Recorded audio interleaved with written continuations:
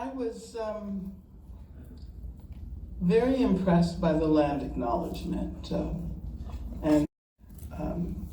but I do want to say something further, because we should all take time out, strategic moments to acknowledge that the land on which we live, the land on which we convene this evening, is colonized land. And whatever else we may be expecting to accomplish, we cannot forget the foundational violence of this country, the violence visited on indigenous people who were the stewards of the land we now occupy. And if we do not count ourselves among the first peoples of this country, even if our ancestors' immigration to this country was forced, we remain complicit in one way or another. The damages of the original genocide have not been undone, and the invisibility to which Native people have been relegated is a form of violence that reveals deep affinities with the original genocide. So I thank you, the young woman who gave the first presentation, for reading the land acknowledgement. And I thank the organizers and sponsors, especially the Counseling and Psychological Services Center here at the University of North Carolina, Charlotte. And all of the sponsors. The list was very impressive. I've actually spoken here at the University of UNC-Charlotte a number of times. I can't tell you exactly when, but beginning in the 1970s. And I thought I would begin by talking a little bit about the work I did in North Carolina in the 70s. Almost immediately after my acquittal, well, I guess for those of you who are not familiar with my story, I should tell you I was on the FBI's 10 most wanted list. Yes. Thank you for the applause. And I was tried on charges of murder, kidnapping, and conspiracy. Each one of those charges at one point potentially carried the death penalty. But I was acquitted in 1972, and almost immediately after the not guilty verdict came in, I think the next day, the first day we partied, we drank champagne, and we partied, and some of the members of the jury joined us. But then the next morning, we said that we have to sit down and figure out how we're going to capture the momentum, because the campaign for my freedom was vast. As a matter of fact, that is the only reason why you know my name. People always assume that it's only because of what I've done, and I say no. It was because I was the recipient of this amazing solidarity that brought people together all over the country and literally all over the world.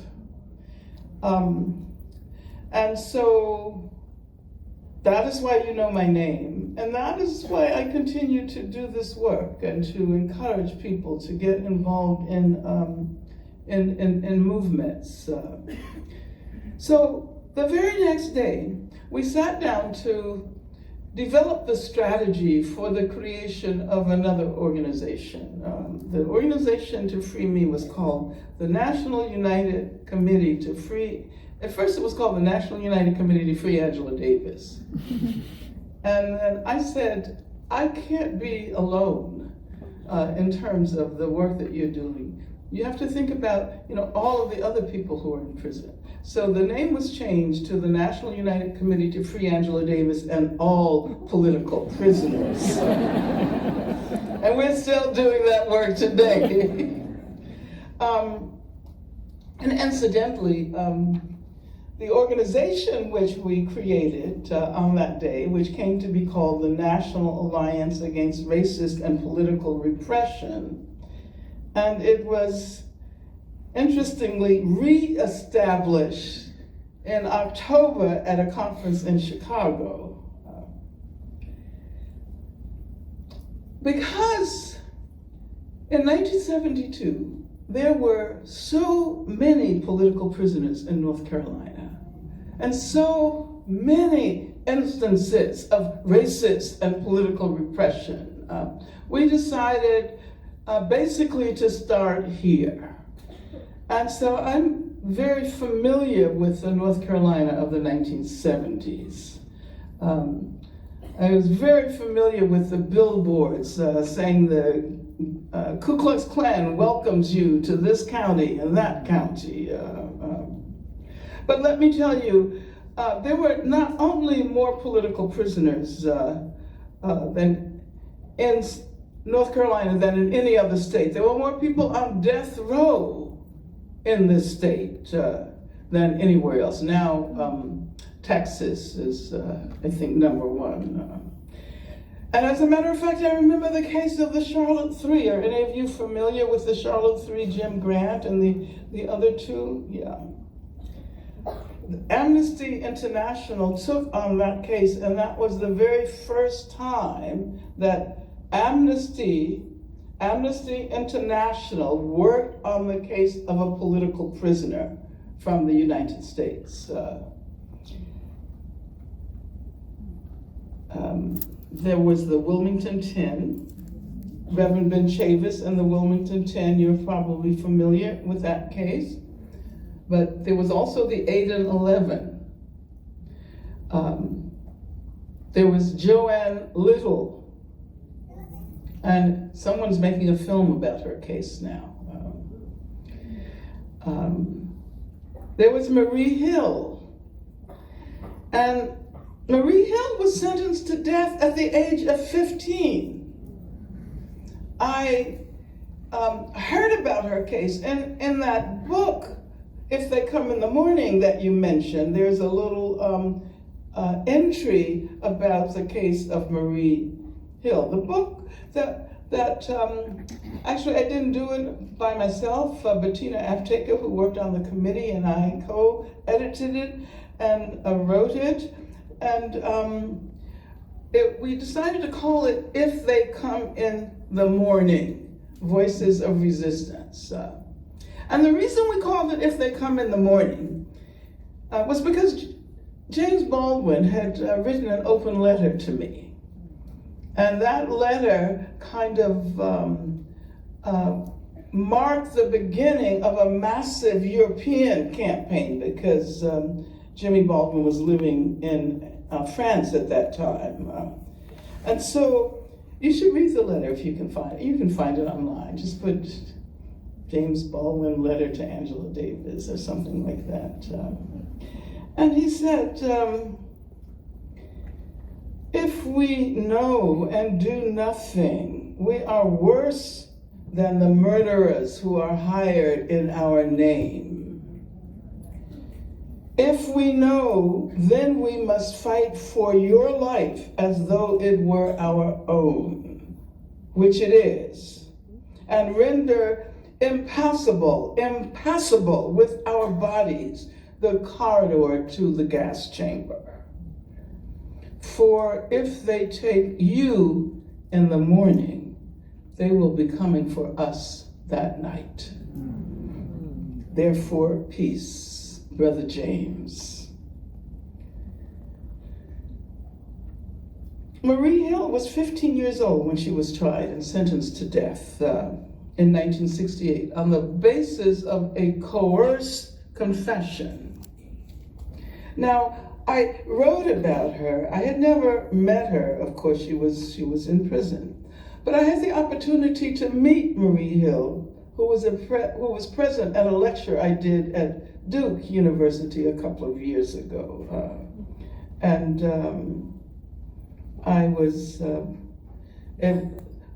We had a kind of tearful reunion because I had been thinking about her all of these years, wondering, what had happened. And fortunately, she's doing well.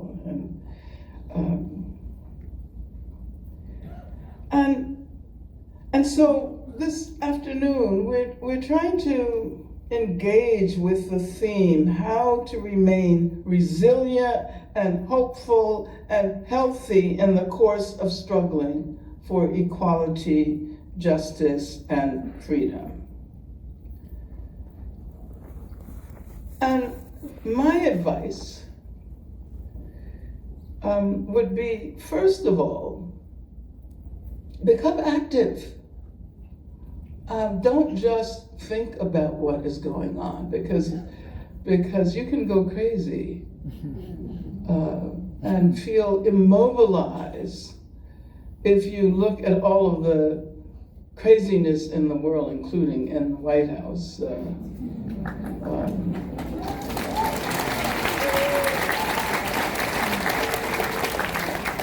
And some of us have followed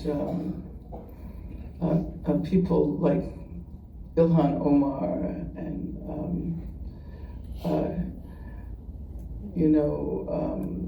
Rashida Tlaib and Alexandria Ocasio-Cortez and Ayanna Pressley, and not naming the person who currently occupies the presidency, because he doesn't deserve the empowerment that comes with calling a person's name.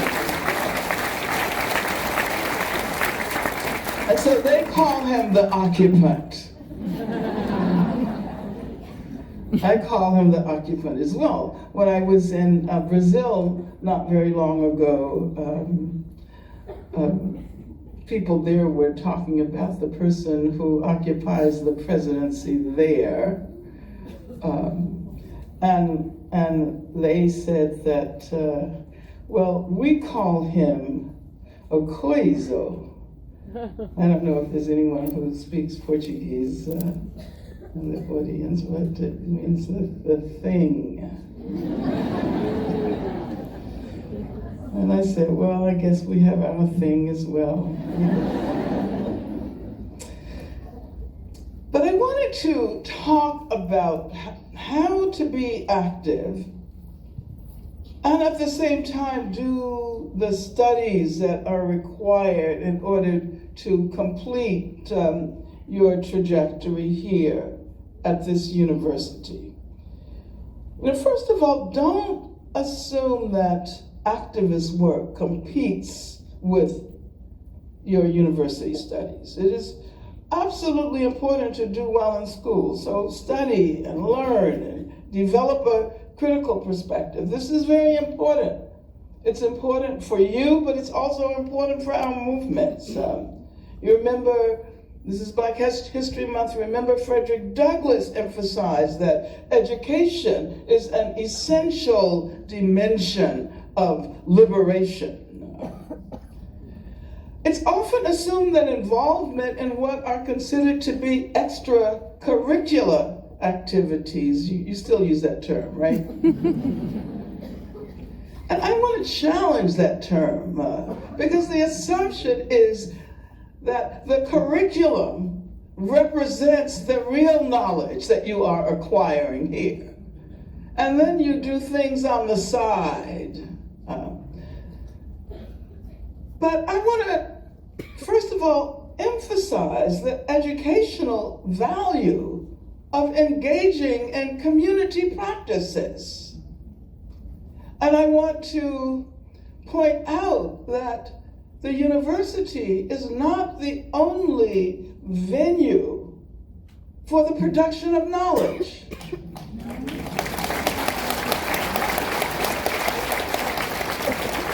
It's the professional production of knowledge. And oftentimes, precisely because it's professionalized, it lags a bit. So that one can acquire knowledge in the community, at the workplace, while one is involved in the movement. Many of the concepts that are later taken up academically originate in the course of struggle. And so there are a range of ways in which one can engage in community work, activist practice. And I'm thinking about Sinclair Drake, who talked about the epistemology of praxis, the knowledge that one acquires and can often only acquire in the process of attempting to accomplish some change in the world. And of course, there's so many things we should be doing now. Mobilizing the vote. That's going to be extremely important. And I'm a person who always argues that electoral politics is not the only, perhaps not even the best terrain for the expression of radical politics. But it is important. And the person who is elected has a great deal to do with the creation of space for engaging in activist radical politics. So there is a continuum there.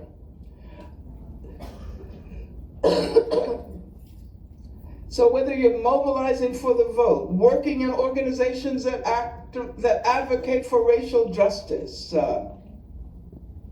working with those who seek to combat gender violence, working for justice for Keith Lamont Scott, for example.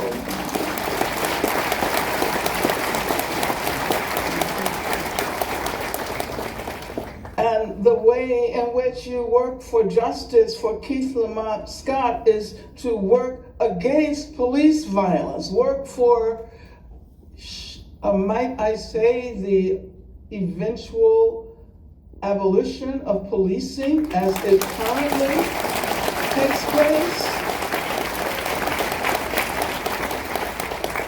supporting labor struggles, LGBTQ work, working against the violence that mars the lives of Black trans women, for example. Working to generate solidarity for the struggle in Palestine.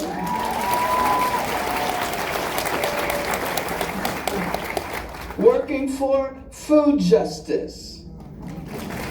Persuading people that all of us, bar none, should be standing up for environmental justice. Supporting the rights of disabled people.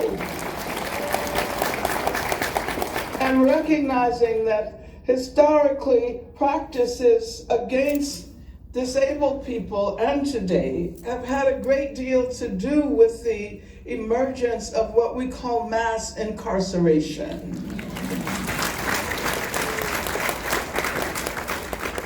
Since we are deliberating on how we can remain healthy and hopeful in the face of activist work,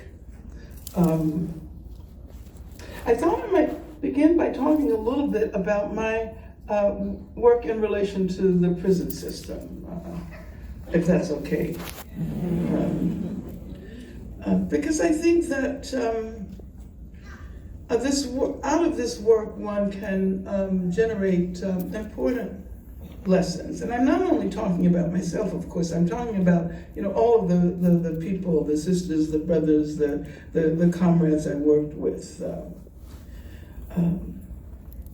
And it's interesting, I didn't make a conscious decision to devote my life to struggles relating to the prison system. It just began to happen. And then at one point I looked back and I said, I have spent the majority of my life doing anti-prison work. And I realized that these struggles were beginning to constitute the political theme of my life. And of course, the fact that I had been to jail myself because of my involvement in the campaign to free the Soledad brothers and other political prisoners had something to do with it. When I was charged, but I want to tell you a little bit about the time I learned that I would be facing the death penalty. I experienced something then that has remained with me over the years.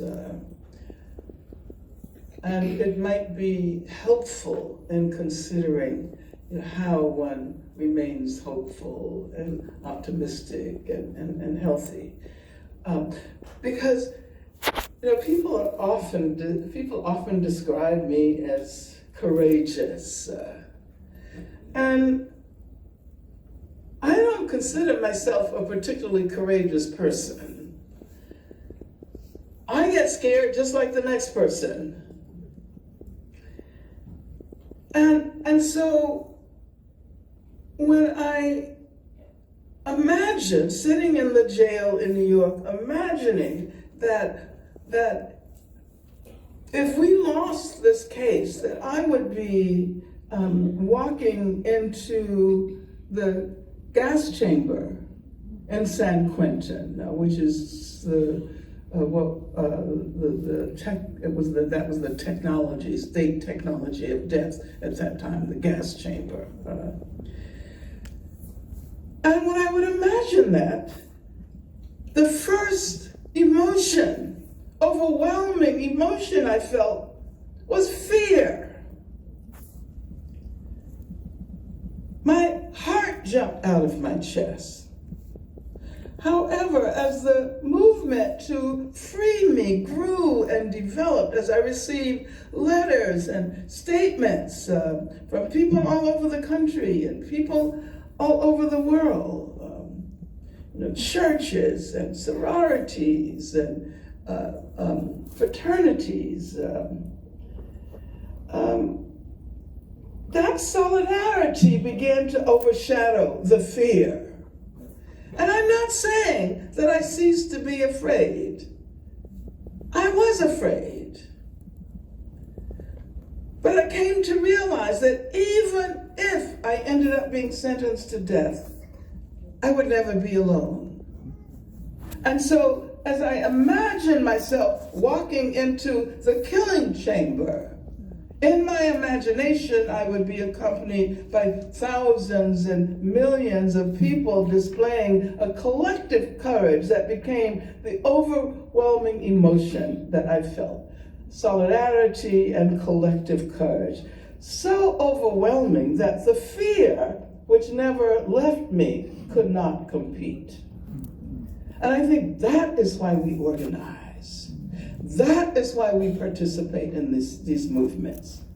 That is why we try to transform our relatively powerless individual selves into a great collective self. Because the collective is our source of power and courage. This is true of all movements. But as I said, I want to focus on the movement to abolish prisons and policing and to replace them with nonviolent, non-retributive, non-punitive modes of justice and security.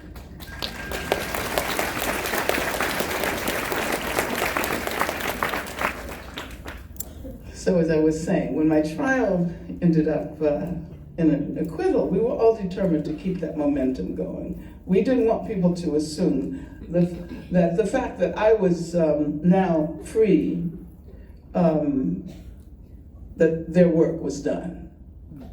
And in fact, we began to plan, as I said, the organization that would ultimately be called the National Alliance Against Racist and Political Repression. And so we did many campaigns. Carlos Feliciano, I mentioned Reverend Ben Chavis and the Wilmington 10, and Joanne Little, and the Attica brothers, and Lolita Lebron, the Puerto Rican activist calling for the independence of Puerto Rico. Lynette Peltier, who is one of the longest held political prisoners in this country, the indigenous fighter for justice. And people like Nelson and Winnie Mandela. Because the campaign was also international. But a number of years later, some of us began to realize that we needed to do much more than simply free political prisoners. As hard as it was at the time, and as many political prisoners as there were, from organizations like the Black Panther Party, the Brown Berets, the Young Lords, etc.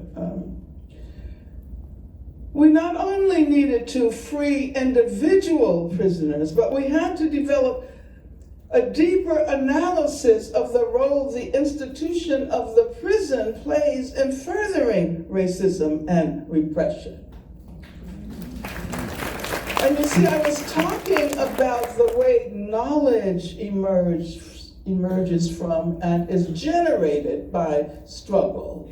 These were insights that developed in the course of our activities on behalf of all of these prisoners. And so in the National Alliance Against Racism and Political Repression, we had a task force on prisoners' rights. We had one on, what was it called?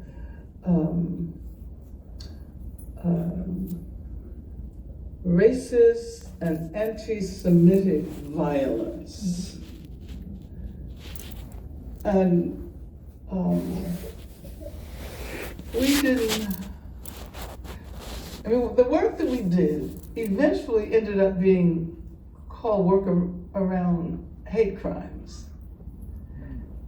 And I think that was a mistake. Because we were calling, for example, for laws that would arrest the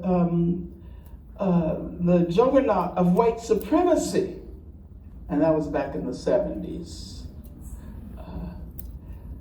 Because in North Carolina was one of the major places where the Ku Klux Klan was active. I mean, it was the first time I saw a woman dressed in a Ku Klux Klan, out. Then they're still here. Well, yeah, look who's in the White House.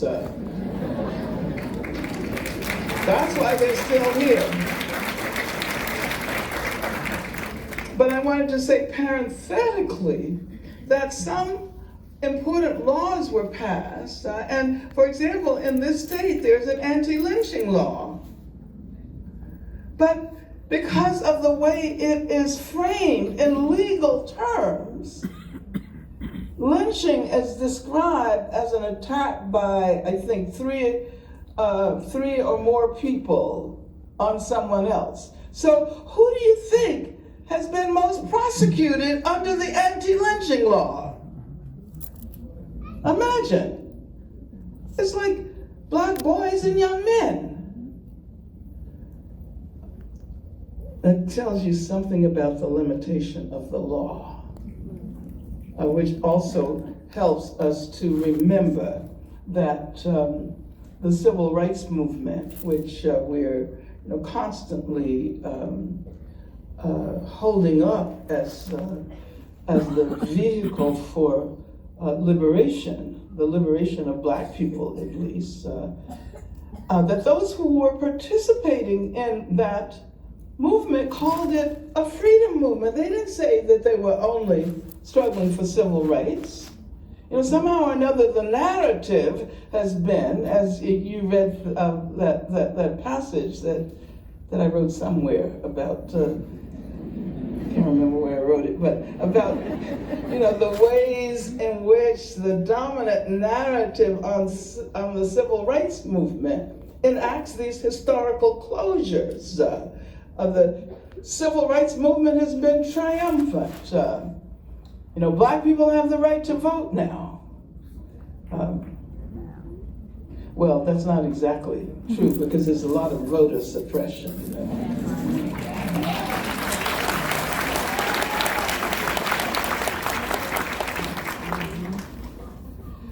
But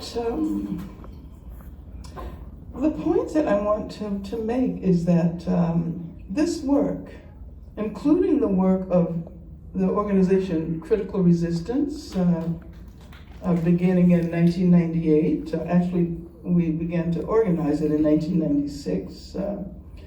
As a result of activism over the last decades, there is a vastly changed public consciousness regarding prisons and policing. And maybe I should mention a couple of names. And I want to mention the name of Charlene Mitchell, who was the main organizer of the Campaign to Free Me, and then the National Alliance Against Racist and Political Repression. Because this work is largely done by women. Yes.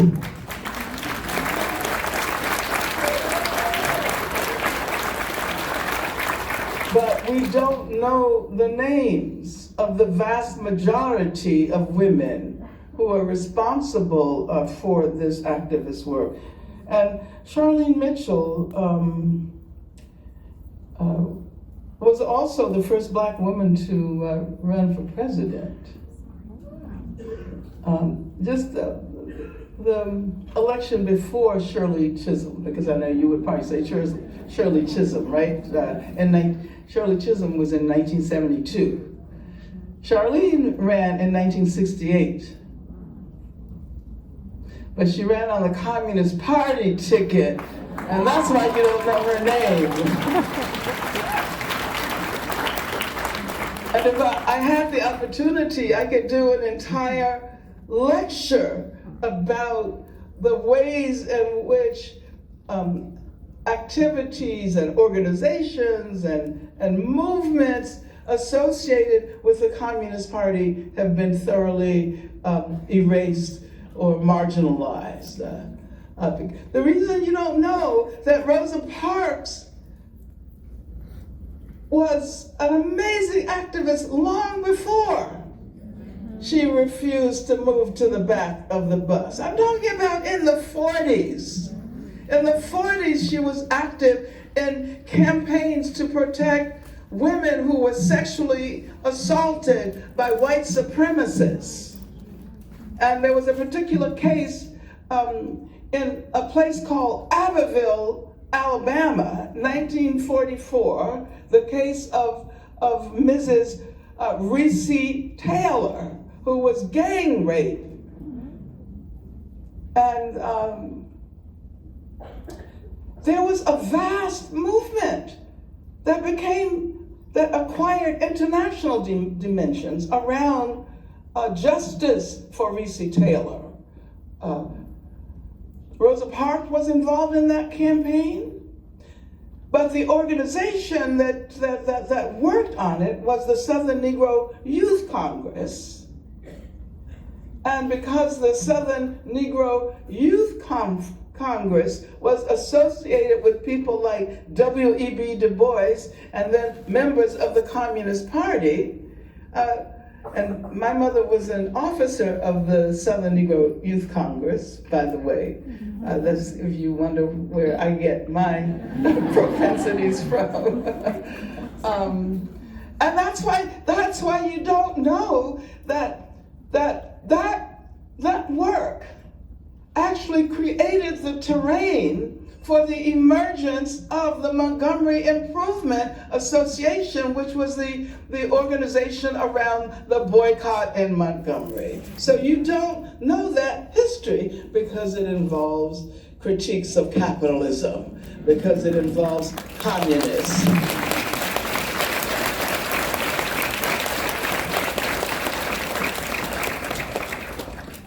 And then I wanted to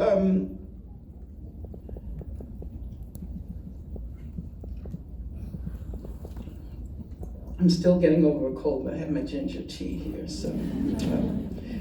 And then with respect to critical resistance, which was founded in 1998, there's another woman whose name I want to mention, a white woman by the name of Rose Braz. And she, some of you have heard of critical resistance, right? How many of you? Okay, that's good, that's good. But have you heard, has anybody heard of Rose Braz? Oh, I see somebody shaking her head. Wonderful. Because, Rose was the glue that held together the radical organizing and the transformative politics and the abolitionist philosophy of critical resistance. She unfortunately died a few years ago.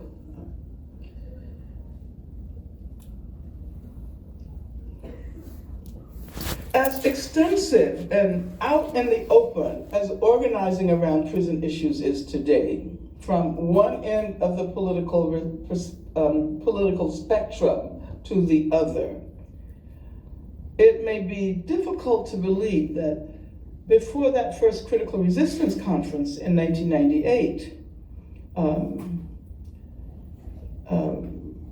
activists who were doing the work were largely unaware of each other. And it was very difficult to engage in public conversations about the need to do something about the prison crisis and the soaring prison population.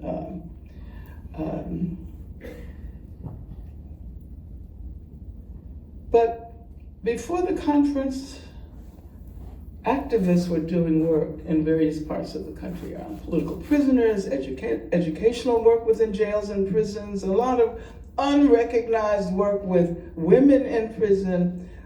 And there were organizations that had formed more recently and older organizations from the 1960s and the 1970s. But it was not until that period that we came to recognize how many people were doing this work around the country and in other parts of the world. So I just want to tell you that when we organized the conference, we were expecting to attract a few hundred people. At first we said 200, and then we said 300, and then finally, well, maybe 500. But as a matter of fact, something like 3,500 people showed up. So that was a conjuncture. That was a moment when we did exactly what we needed to do at that particular time. And I see that I am running out of time, and I'm not even halfway through my notes. So, but I'll try to move through these as quickly as I can. When we created the organization, we wanted to take up the call for prison abolition that had come out of the Attica Rebellion in 1971. But we wanted to avoid easy answers. We wanted to encourage a complexity in our understanding that would challenge the idea that there were easy fixes, and especially to challenge prison reform. And we have to perhaps, I know it sounds funny because prison reform sounds like a good thing, but I don't think it is. As a matter of fact, let me stay with my notes because remind me to tell you why later. But the two terms that we offered to the movement were, first of all, prison industrial complex, and second of all, abolition. The reason why there was no easy solution was because we were dealing with an amalgam of forces, of economic, political, cultural, representational forces that were responsible in a complex way for the hegemonic notion that Black people, people of color, poor people, trans people, and others, disabled people, were naturally inclined to criminality, and the only way to address this was to put people in prison. Politicians were winning elections by exploiting the notion of law and order. Corporations were profiting. Established media were riding the waves of these ideas for their own success. Architects were benefiting. Telephone companies were benefiting. The construction industry was expanding. New prisons, new jails. In California, there was a 500% increase from the early 80s to the late 90s in terms of the numbers of prisons in the state. And so I want to make these points. This is the epistemology of praxis. This is the knowledge that came out of that work. First of all, the rise of the prison industrial complex represented the articulation of structural racism with global capitalism. The deindustrialization of the economy, the migration of capitalist corporations to parts of the world where labor was cheaper, the migration especially of auto and steel factories, and this deindustrialization created conditions that made it impossible for people who had been working in those industries to live. And when you combine this with the fact that the welfare state was in decline, and therefore we were experiencing the disestablishment of institutions that were designed to assist poor people who were unemployed and who had a lack of resources. And so therefore, as the welfare state began to be disestablished, we witnessed privatization of healthcare, privatization of education, but also outsourcing of prison services to private corporations, as well as outright privatization. So what is especially important and relevant today is the fact that the very same conditions that were leading to the incarceration of ever-increasing numbers of Black people and people of color and poor people, especially women, were causing people from countries in the global South whose economies were also affected by global capitalism to find ways to migrate to places where they might find hope for a better life, for better lives. And I mention this because immigrant detention has become an integral element of the prison industrial complex. And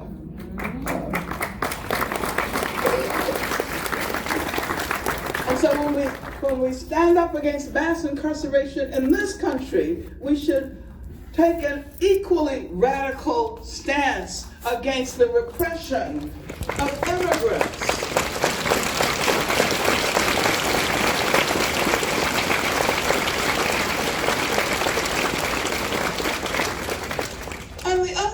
I want to make, and this is again more knowledge that comes from engaging in activities within that movement, is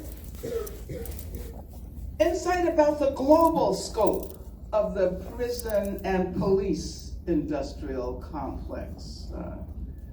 So it's not just in the US. I mean, it's true that the US invented the prison as punishment, and offered it to the world. And if I had time, I would talk about the relationship between democracy and imprisonment. Because the prison is a quintessential democratic institution. But when I use the term democratic, I'm using it the way those in power use it. Because that's not the only kind of democracy. Capitalist democracy is not the only form of democracy.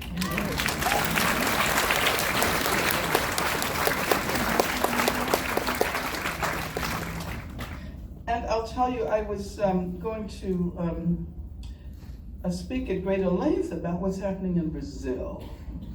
Brazil is a place we should be watching. There are more Black people in Brazil than in any other country outside the continent of Africa. Some of you are probably too young to remember when George Bush made his first trip to Brazil.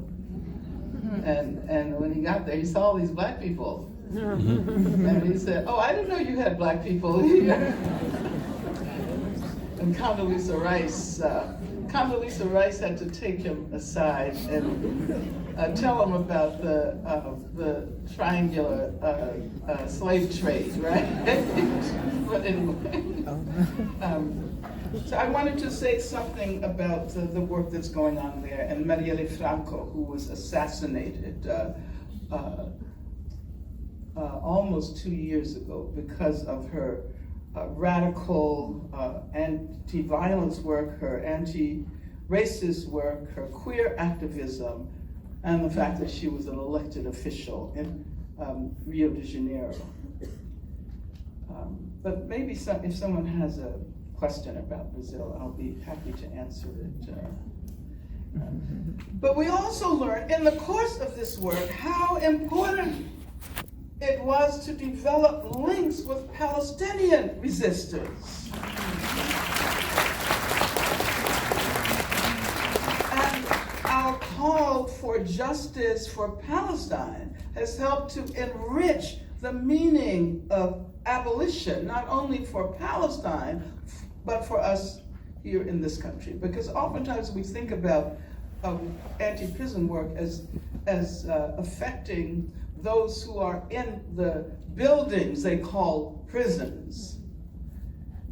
But Palestine is the greatest open-air prison in the world.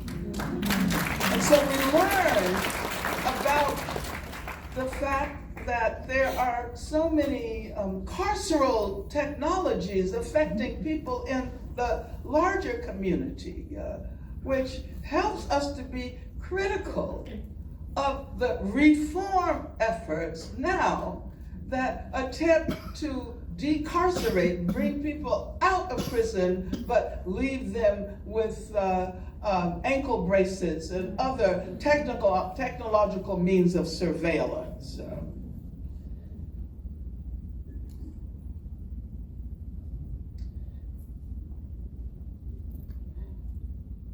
One point that I wanted to make is that people in the movement often get upset when they hear those who are on the right, for example, using the vocabulary that we developed. Because see, all of this marks also the development of vocabulary. 20 years ago, if I had said prison industrial complex, you would be entirely unaware of what that meant, or abolition. But there are those who become who argue that, wow, these people have co-opted our language. And they're talking about mass incarceration. As a matter of fact, he who shall not be named has mentioned the term mass incarceration, and that puny First Step Act that he keeps boasting about, which you can ask me about during the question and answer. But the point that I want to make is that if we want to be optimistic, if we want hope, we have to learn how to have a perspective that is perhaps a little broader and a little more extended. I'm only talking about 20 years ago. So much has changed in 20 years. And it would not have changed if not for people who did the work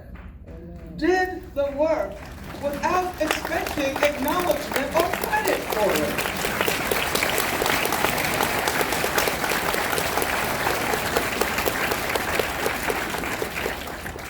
And we know that the very history of the prison system has been a history of putative reforms, which has safeguarded the system from the kind of criticism that might have not only assisted in the development of new approaches for addressing harm, but also the recognition that it is impossible to productively address modes of punishment without deep analyses of the socioeconomic and ideological factors that structure the societies which prisons purport to serve. And so this myopic focus on the individual, on the institution rather, of the prison has protected the institution from abolitionist criticism. And so what we say is that we're not just talking about getting rid of the institution and leaving everything else intact in the society that is responsible for the fact that we have the largest prison population in the world, and largely because of racism, because Black and brown and other people of color constitute the majority of people who are behind bars. And another issue that emerged in the course of doing this work is not an issue, but a perspective that developed, was a feminist perspective, a feminist approach. Feminism, not simply to acknowledge that women are affected by the prison system and by trans and gender non-conforming prisoners, but it helps us to recognize the centrality of racism. And I'm not talking about feminism writ large. I'm talking about a specific kind of feminist approach. I suppose I should say anti-racist and anti-capitalist feminism. What anti-racist and anti-capitalist feminists know today. Oh wow, we have a telephone here, huh? Sounds like the old telephone. The point that I want to make is that feminist approaches teach us that racism, heteropatriarchy, class exploitation, militarism, and other modes of oppression are not discrete and disconnected.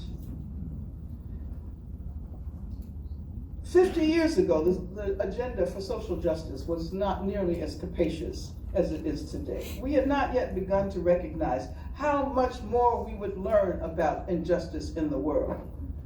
But standing against racism involves, for example, standing against the repression of immigrants and challenging the way in which the southern border serves to criminalize people who are simply looking for a better life. We have learned that standing against racism involves standing up against Islamophobia. And the recognition that women, and particularly women who wear the hijab, are the most consistent targets of Islamophobic violence. It involves saying no to anti-Semitism. And at the same time, and this is not a contradiction, at the same time recognizing the deeply racist policies of the State of Israel. So over the last decade, we have learned so much. We've come to recognize how important it is to include critiques of the gender binary and to support trans and other gender nonconforming people in our agendas for social justice. Because our trans comrades have done us a great service. They have let us know how important it is to always adopt a critical perspective, especially about those aspects of our collective lives that we most take for granted. It was once taken for granted that Black people were inferior. The Black body itself was considered the self-evident reason. If we succeed in rendering problematic the acceptance of the male-female binary, we may also be able to identify and challenge other aspects of our lives that are supposedly self-evident. That which is self-evident more than likely reveals the impact of ideology. And finally, today we recognize that ground zero of social justice is the planet. Climate change, the pollution of our oceans, the pollution of our land. And I'm thinking about Greta Thunberg and her young comrades. She not only refused to ignore the obvious, that the world is heading toward disaster, she also revealed our era in referring to human difference as disability. Right. Whereas some people might refer to her autism as a disability, she says it is her superpower. Because she says that it was precisely because of her Asperger's that she was not able to ignore the fact that climate change, if it is not halted, will devour her future and the futures of all of those of her generation. And so Greta and those who have joined her and new generations of deeply political young people, especially in Black Lives Matter, young people who continue to challenge gun violence and who speak out against police violence and who call for the abolition of the prison industrial complex, teach us that there is hope. And it is this hope that must be continually regenerated and reinvigorated. That is our collective challenge. Thank you very much.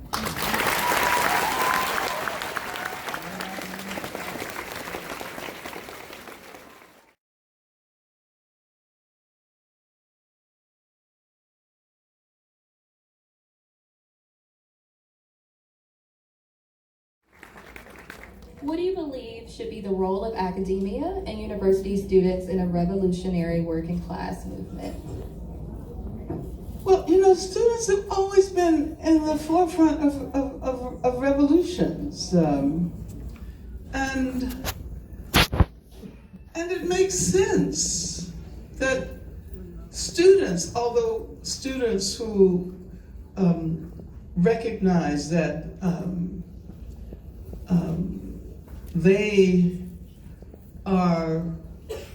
their solidarities are primarily with working people and poor people, because these universities try to encourage you to think of yourselves as better than those you left behind in especially those of you who are first time or second generation college, as I was, college attendants, but the students can play an important role. And students are supposed to rise up and fight back and challenge and be militant and be, I learned from my mentor, Herbert Marcuse, that the etymological meaning of the word radical, and I've said this many times, is root. So to be radical means not to be satisfied with a surface explanation, but it means delving into whatever it is you're thinking about and getting to the root of things. So students should be radical if they learn how to think correctly. And what good is it to acquire knowledge at an institution like this if that knowledge isn't used to make the world a better place?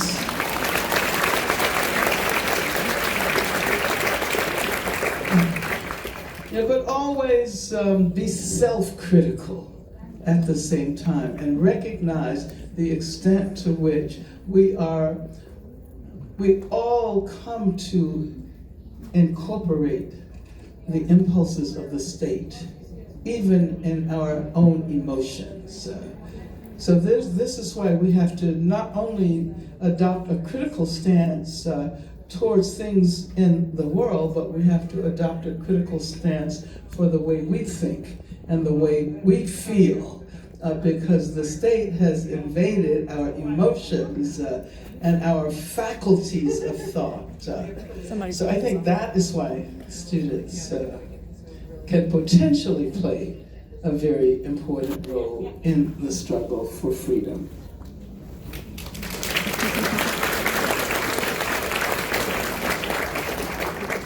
So the next question we have for Dr. Davis is, I strongly resonate with Bell Hook's quote that mental health is the revolutionary anti-racist frontier African Americans must collectively explore.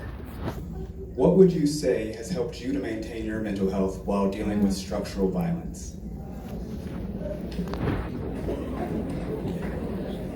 Well, I don't know whether I've always maintained it, but I think, yes, it's so important. This is why I was so happy to learn that the Counseling and Psychological Services Center was sponsoring this event, because we don't often make a connection between doing this work and the need to be mentally, not only physically, but mentally and spiritually healthy. I first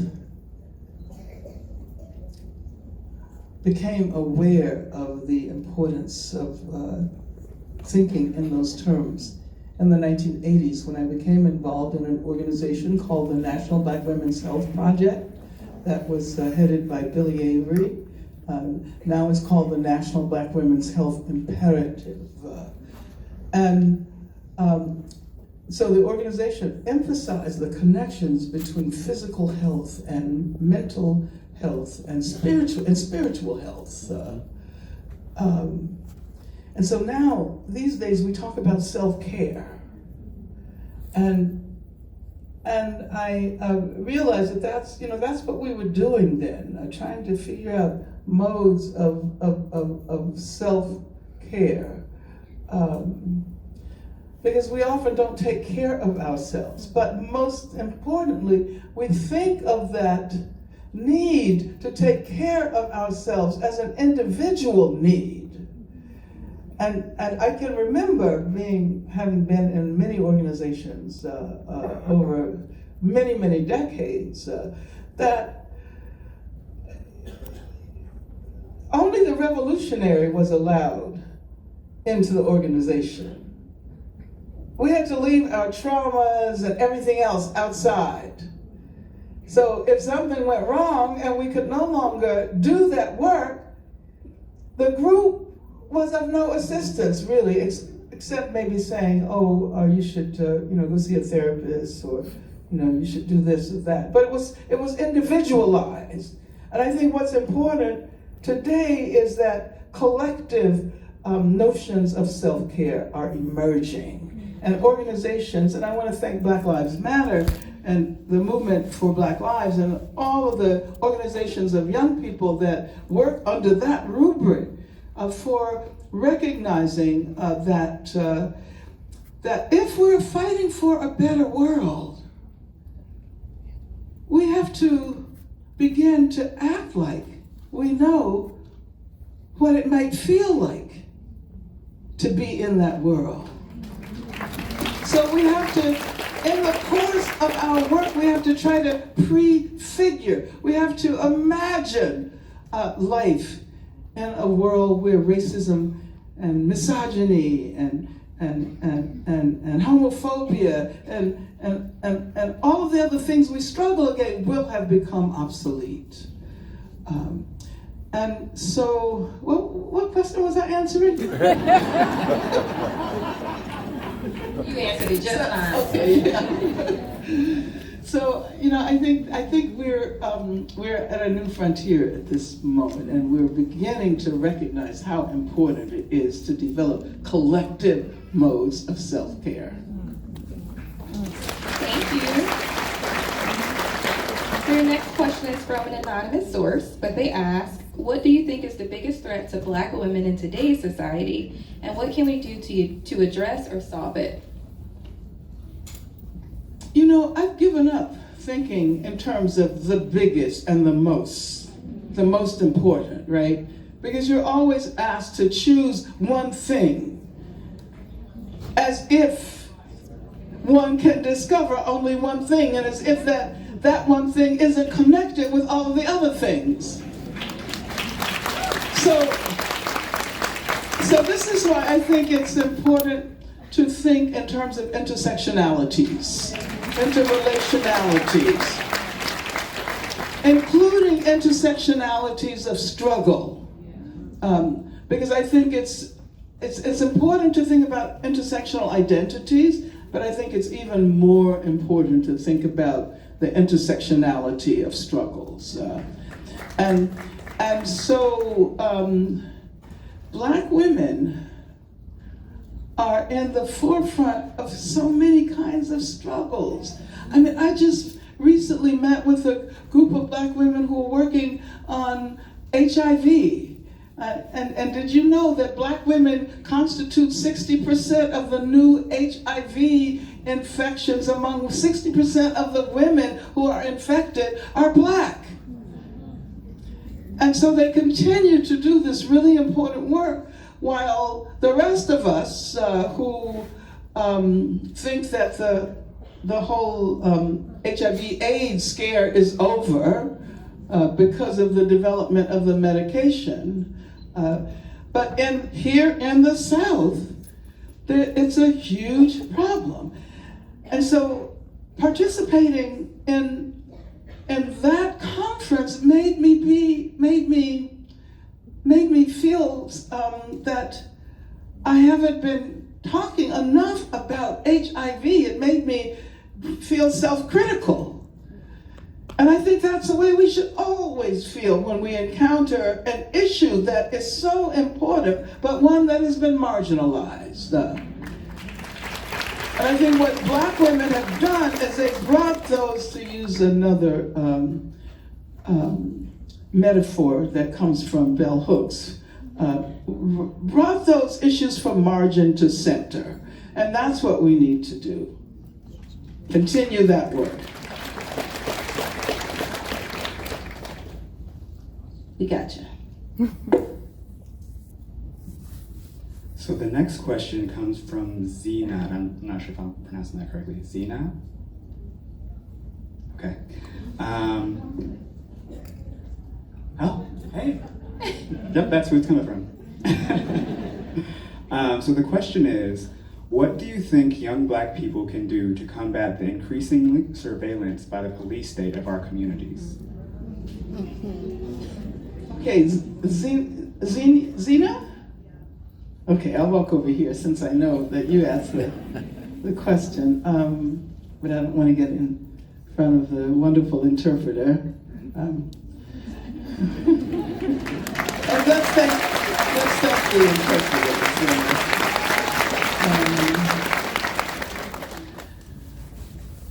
Well, you know, surveillance.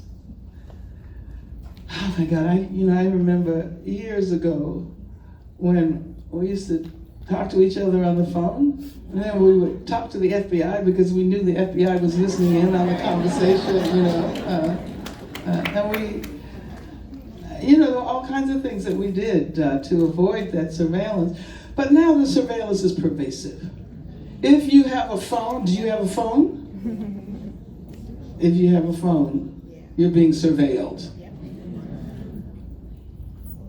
And, this is another era. And rather than simply trying to figure out how to avoid it, well, sometimes we do have to figure out, sometimes you have to leave all of your devices, your watches, and your phones, and your computers, but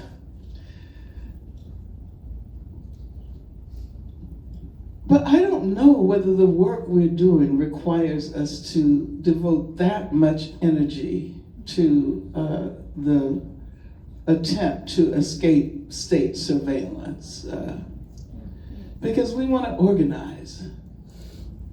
And they know.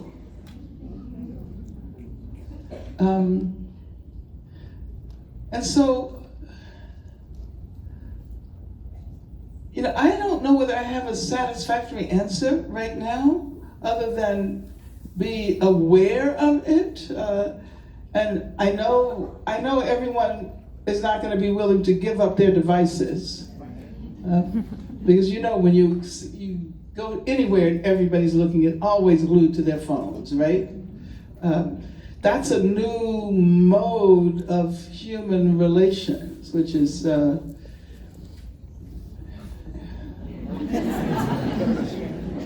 mean, I do it too, so I can't, because it has made it so much easier to be in touch.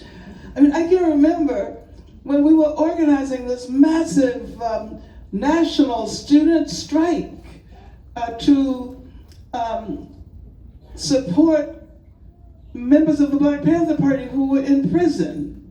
And it was around the time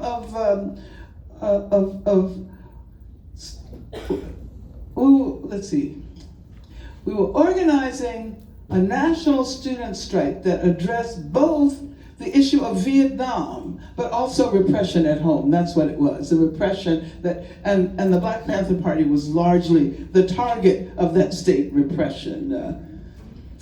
And we did it. It was an amazing event. 1972 I was in jail. It would have been 1969.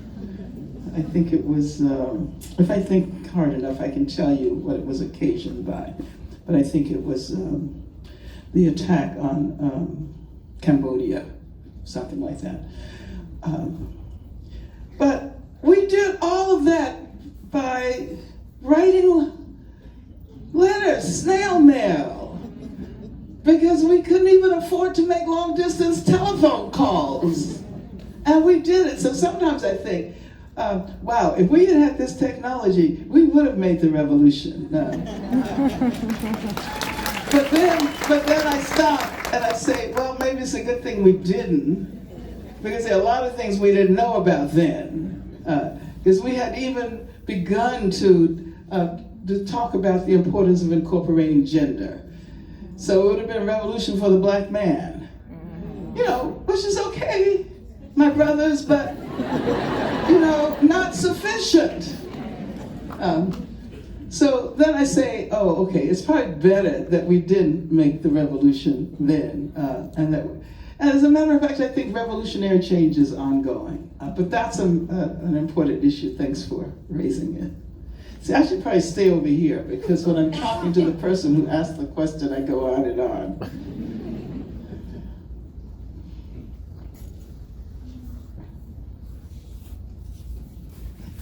No?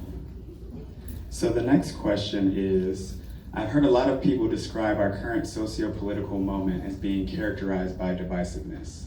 As definitions of justice and equality can often be just as divergent, I'm not always sure of what to reasonably expect when considering this country's capacity for enduring social change. What does it mean to pursue justice in a nation that is so divided? That's a whole thesis. Well, we have to pursue justice under all conditions. And let me say that a lot of times we only talk about diversity, and what's the other word? Diversity and inclusion. But I think justice should be in there as well. You know, because you can have diversity and inclusion, but the institution continues to work exactly as it did when it marginalized those who are now being included.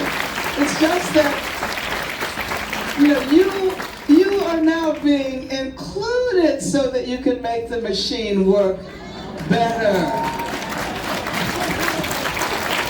And so somewhere in there we need transformation and we need justice. And as for the divisiveness in the country, yeah.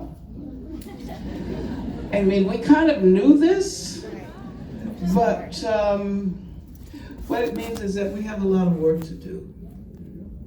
And, you know, I always think that if we had been doing the right kind of organizing before the last election, maybe a lot of those people who ended up voting for him who will not be named, maybe they would have recognized that their plight is very much connected to the plight of Black people and brown people. And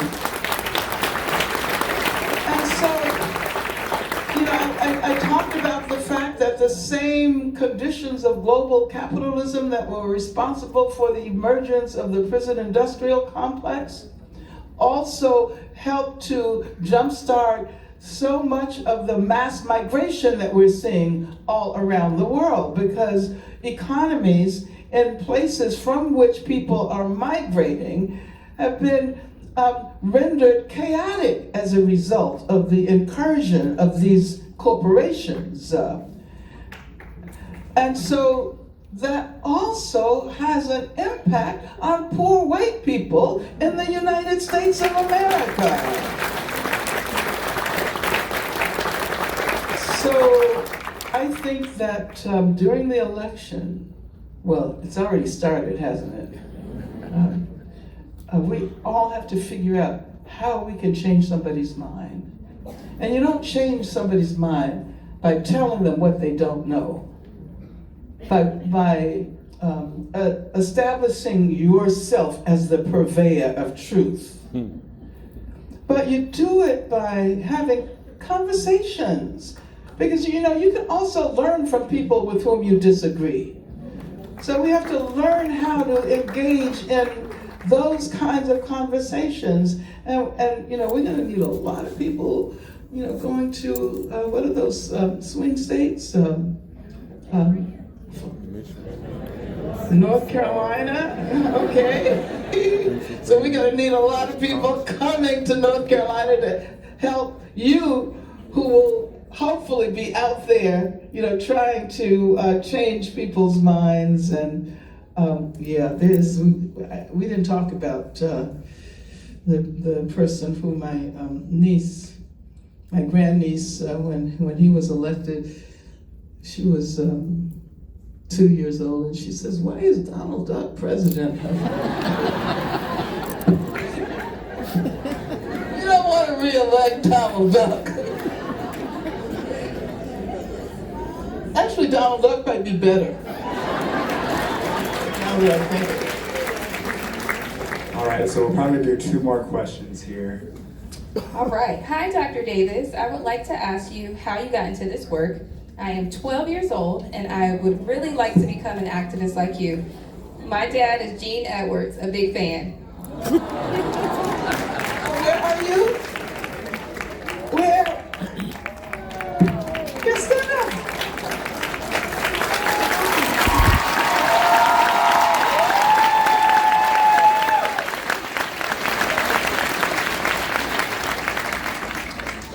Well, you know, the first time I actually got involved in an organized way, I think I was 11. So I was a year younger than you are. And I participated in an interracial discussion group at my church, which was, nowadays, you would say, okay, but what I'm going to tell you is that that church was bombed as a result of the fact that we were holding those interracial youth discussion groups. And that was not well, you heard about all the bombs. How many bombs did you say there were? Huh? 50? Yeah, that was one of those 50 examples. And I, it was like, it wasn't a big deal when I got involved. People are always asking me, what happened to encourage you to become an activist? And I think I just always thought of myself that way, because I've always wanted things to be better for others. I used to take money out of my father had a gas station, and he used to bring a paper bag full of change home every night from the cash register. And I always take a few coins out, and I told him later, and I would give it to kids at school who didn't have money for lunch. And it seems to me that you're the kind of person who really wants to help, right? You want to do something. So my advice would be to think of something that you really love doing. Because oftentimes people think of the movement as just passing out leaflets or staying meetings and late at night. Who wants to meet for 5 hours at a time? Some people love it, but other people it's a drag. So don't do that if that's not what you feel happy doing. I think, and this is to address the theme of this gathering, I think that the movement has to bring pleasure to us. It has to bring joy. It has to make us happy. And so people need to choose that which reflects their own passions. So if you're interested in art, do it as an artist. Music, do it as a musician. If you're a poet, do it as a poet. If you're a psychologist, do it as a psychologist. If you're a social worker, I was really impressed by the social worker statement about their work being anti-racist, because we need this work to be done everywhere, including, what grade are you in? Including in the 7th grade. Thank you very much.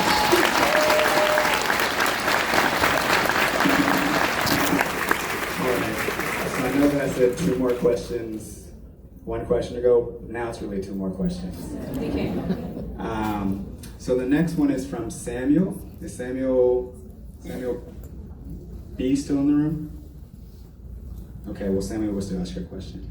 What advice do you have for militant young Black professionals working with fake, woke, white bosses? Working with. So it says working with fake, woke, white bosses. Fake, woke, white bosses. Who refuse to know that they are implicit in the problem and refuse to change? Well, yeah, you're kind of talking about the world, you know, and so.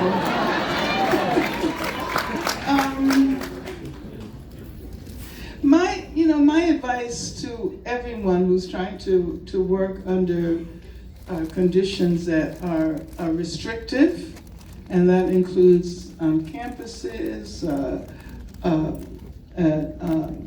at work, anywhere you might be at risk. So my advice is always build a community. People often make the mistake and think that all they have to do is go up by themselves, all by themselves, and individually speak truth to power. And, that might be okay if you don't mind getting fired or kicked out of school or something like that. But, sometimes, look at me, who am I to talk? I got fired from my very first job. Even before I gave my first lecture, I was fired. But I didn't do it as an individual. I had a community of people with me. So my advice is to, wherever you are, whatever you're doing, build community, create community. To me, that is the best advice. Last one, and we're out of here. Okay. This person is like living in my brain, first of all. Girl, what's the secret for your hair? My fro dries out in 2 days.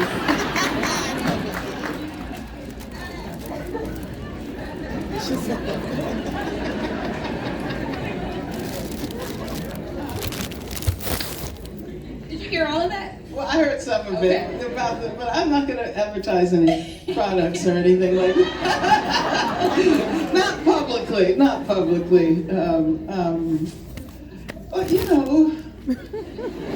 there are good days and there are bad days.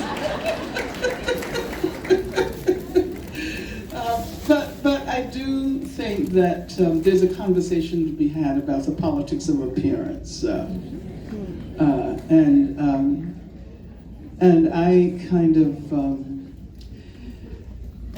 I think about the fact that people are always talking about the Angela Davis afro. And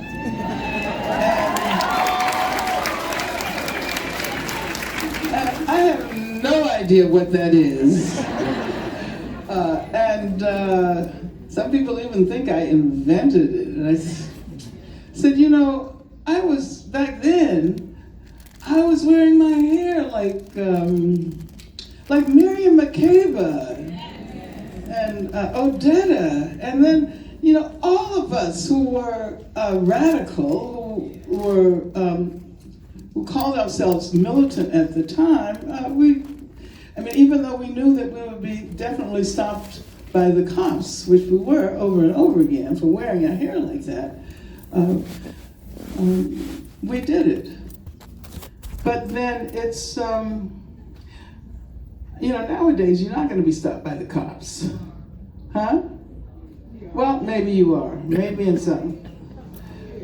But in Charlotte, okay, we are in Charlotte. But I think that as movements develop, style changes, we often don't recognize how much power movements wield. And I am, I'm not a historian, and my training is in philosophy, but I look at history a great deal in my work. And I am utterly convinced that all of the major historical changes that have happened because of masses of people who come together, because of ordinary people, because of people whose names we don't know. And I think that as we build these movements, we are developing new ways of understanding the world and new ways of understanding ourselves. We're challenging notions of beauty, and, what counts as beautiful and what doesn't. There was a time when I had a Black is Beautiful bumper sticker on my car, and I got run off the freeway by somebody who did not think that it was appropriate to be riding down the street announcing that Black is beautiful. So, yeah, it's all of that. I don't know. Thank you. I didn't